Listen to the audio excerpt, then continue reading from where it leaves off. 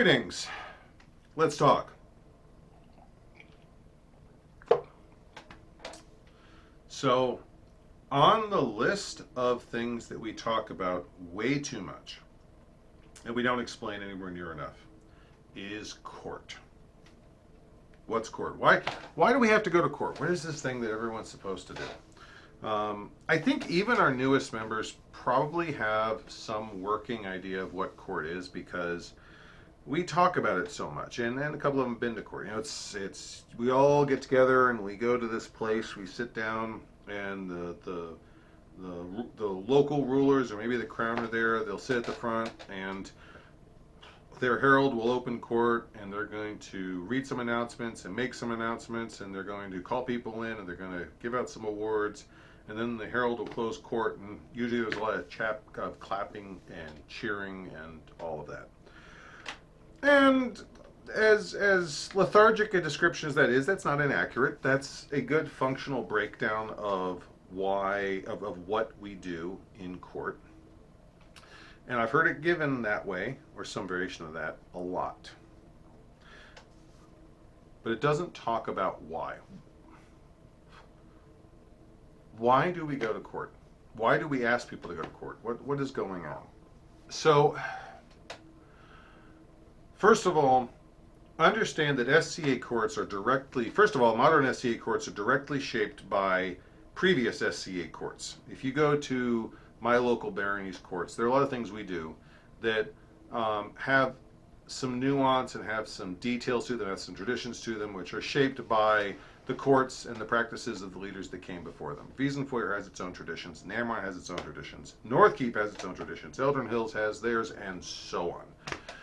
So, but that gets us back to, all right, the first SCA court. Where did they get their traditions from? And the fact of the matter is that all of this is done through the lens of a reenactment group which started by modeling itself off of their then understanding of European courts, specifically English courts.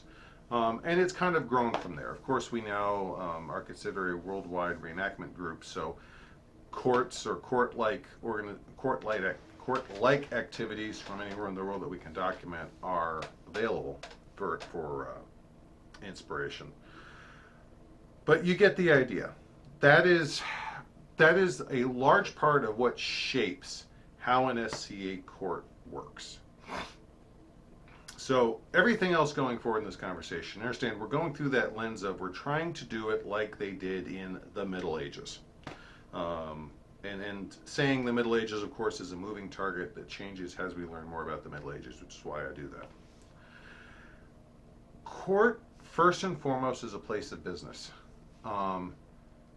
This is where we try and get everyone at an event that we can, and we try and take care of all of the business that we want the public to know about. Now, what does business mean? That's a really nebulous and dry term, and it sounds like the type of thing that you want to skip and go back to your tent, put your feet up, and pour yourself something to drink. First of all, it's awards. One of the benefits, one of the perks, if you would, of being royalty or being landed nobility is you have the right to give out certain awards in recognition of skills or services or talents or however it's delineated in your area, your group. In recognition of these things as they better the kingdom or they better your local group.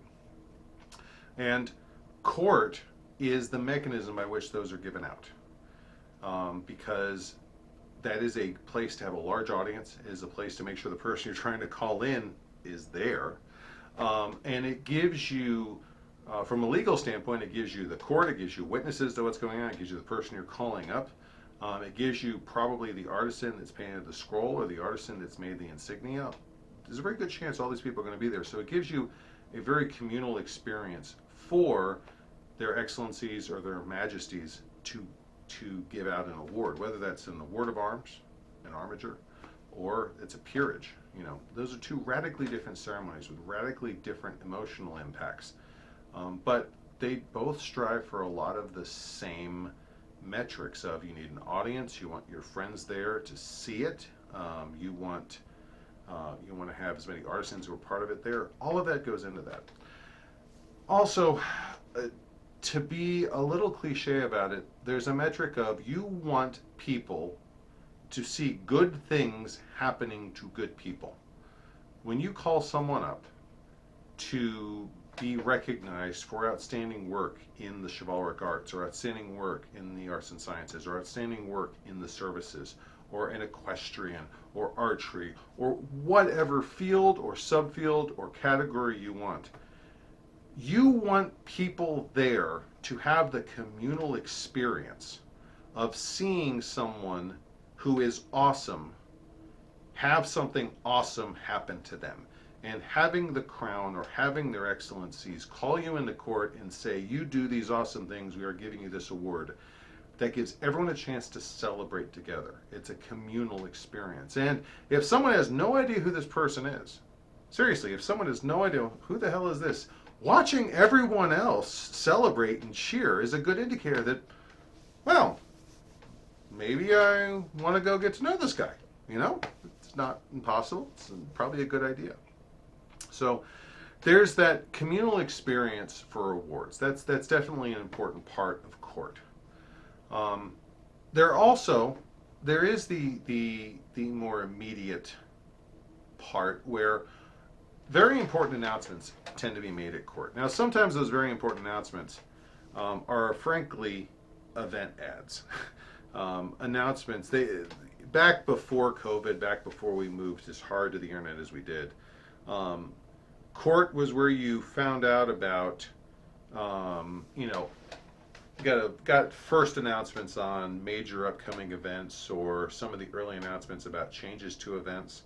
I remember one court where they announced the format for a tournament like 4 months in advance, and it was an unusual format.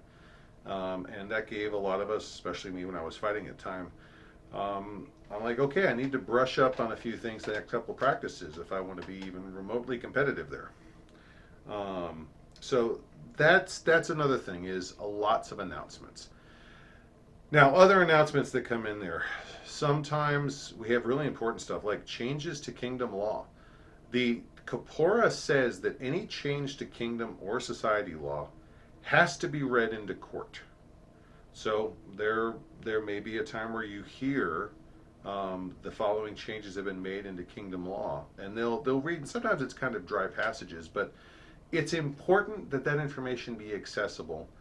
And yes, are more people going to see it on the internet today? Yes, that's absolutely fair. Were more people seeing it when it was emailed out? Yeah, probably. But for a society that does medieval reenactment or recreation or recreation, or however you want to break it down, it is also important that how it was done medievally would also be replicated here. And historically, in the Middle Ages, changes to law or royal proclamations were read in court. That was their primary means of announcement out to the larger populace. The other thing about court that's so important about why we go there is because it's a very theatrical experience. And historically, it could be very theatrical as well. So don't think that that cheapens the experience or makes it less medieval. There are plenty of examples of historical courts where the crowns or the nobility or the royalty were very deliberately setting the stage, sometimes very literally, to make a big announcement even bigger, to make an important announcement even more important. So, a greater emotional impact. So that's very historical, and when done right, it can be wonderful in SCA courts. But the court allows for us to experience the message, not just receive it, but experience what the nobility or the royalty are trying to give us. Sometimes it's a surprise, sometimes it's a gotcha on someone who got called up, sometimes it's a important change in plans.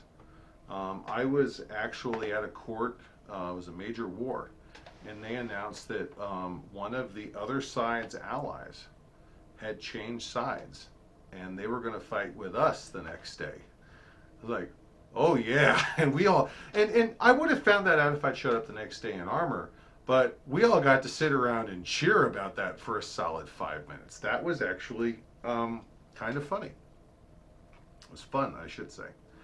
Also, court is an opportunity to really experience the different personalities involved. And I want to wrap this up with a funny story. So, way back when, 97, I believe it was. It might have been 98, excuse me.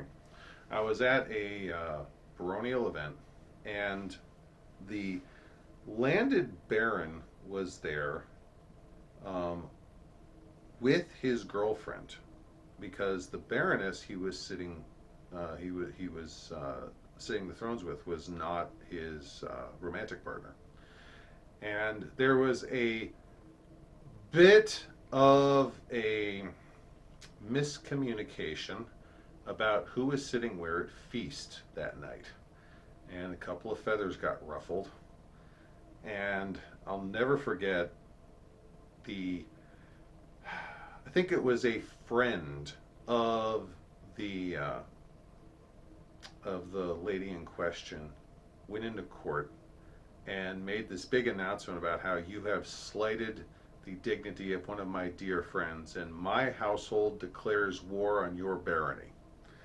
And some eyes opened on that one, and he wasn't entirely joking. This was a fighting household, so if they wanted to show up in mass at the next tournament and lay down the law with swords, that was entirely a possibility.